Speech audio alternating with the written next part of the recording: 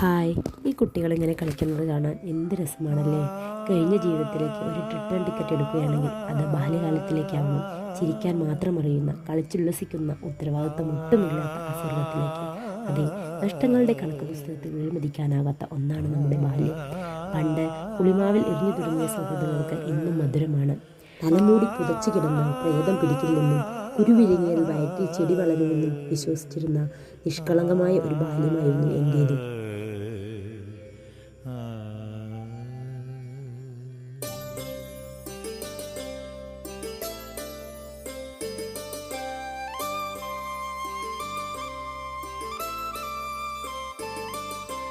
കയ്യെത്തും ദൂരെ ഒരു കുട്ടിക്കാലം, മഴവെള്ളം പോലെ ഒരു കുട്ടിക്കാലം.